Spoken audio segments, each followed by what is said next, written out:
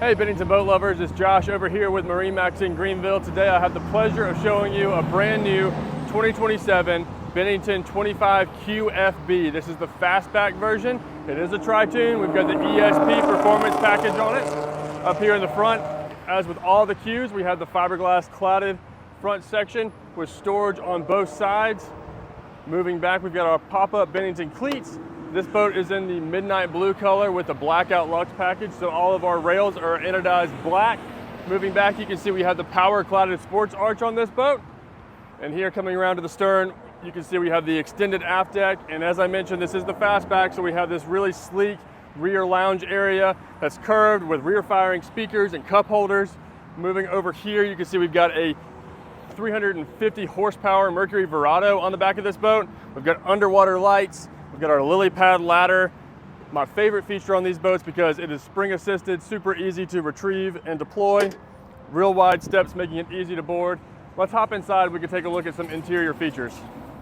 In the bow of the 25 QFB, we've got these really spacious chase lounges on either side.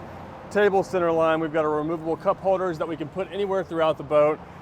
Lots of storage underneath these chase lounges. They have the roto-molded seat bases that we have in all of our Benningtons. So they've got the water channeling gutters to keep your stuff nice and dry when you're out there on the water. On these Q series, we've got an adjustable headrest right here, as well as fold down armrests on all of these chase lounges. Over here, we're gonna have a wireless phone charger tucked away behind this armrest. Center line here, we have some in-floor storage in this center tune. So if you got any skis or anything like that, it's a great place to store them. Moving back to the helm, we've got a lot of storage underneath this helm. It is lockable.